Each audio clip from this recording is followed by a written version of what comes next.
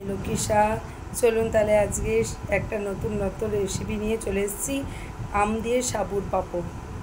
বাজার থেকে তো আমরা কিনে পাঁপড় সবাই খাই, তো চলুন তাহলে এটা শুরু করি। প্রথমে আমি কড়াটা বসে দিয়েছি। আমি ছোট দানার সাবু, এই যে বাটিতে দেখতে পাচ্ছেন, এই যে ছোট দানার সাবু, এই যে আমি এটাকে ভিজিয়ে রেখেছি বেশি না, 15-20 মিনিট মতন। আপনারা আধ ঘন্টা 1 ঘন্টাও ভিজিয়ে রাখতে পারেন। আমার সময় ছিল না বলে আমি এটা অল্প টাইমে দিচ্ছি। এবার এই কড়াতে কোনো তেল দিইনি, কোনো কিচ্ছু নয়। এই ভেজানো সাবুটা,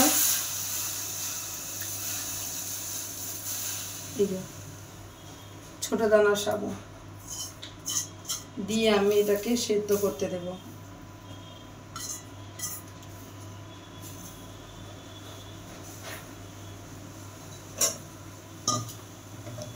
এখানে হলুদ কিছু পড়বে না, এখানে শুধু আমি নুন দেব।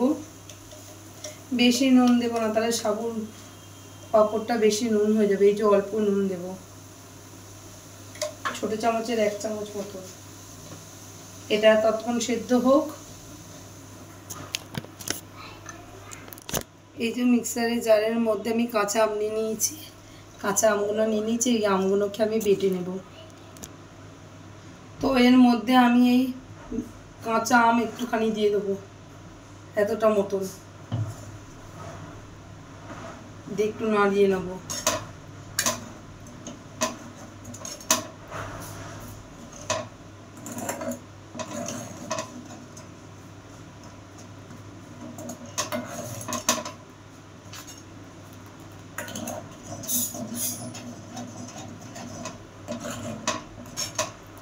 সাবুটা পাক হয়ে গেল, পুরো ঘেটে হয়ে গেল। এবার জিরে দিয়ে দিচ্ছি।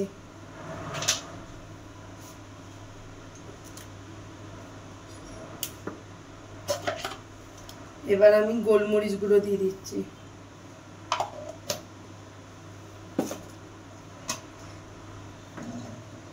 এটা ফুটে গেছে, এতে আমি আর কিছু দেব না, যেহেতু আমি গোলমরিচ দিয়েছি। আর একটুখানি এটা ঝাল ঝাল করবার জন্য একটু লঙ্কা গুঁড়ো দিয়ে দিচ্ছি, বেশি দেব না, তাহলে এটা অতিরিক্ত ঝাল হয়ে যাবে। এটা ফুটে গেছে, মিশিয়ে দিয়েছি। তো এবার ঠান্ডা করতে দিয়ে আমি রোদ্দুরে নিয়ে যাব।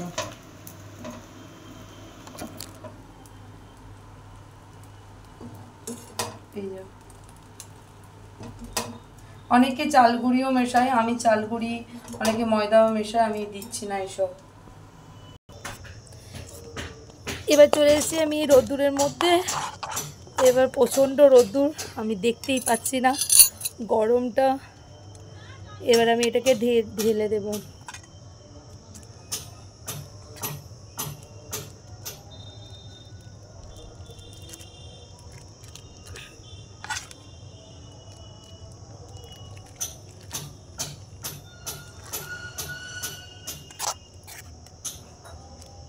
এটাকে মোটা করে দেব না, পাতলা করেই দেব।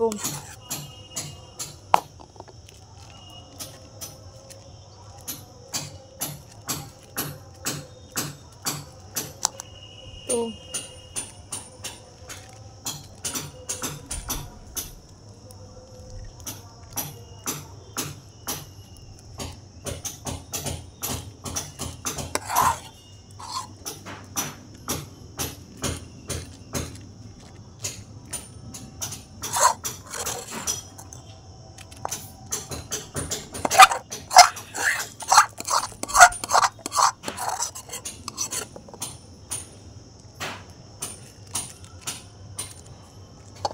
প্রচণ্ড রোদ্দুর, এই রোদ্দুরে আধ ঘন্টা রেখে দিলে পুরো এটা শুকিয়ে যাবে।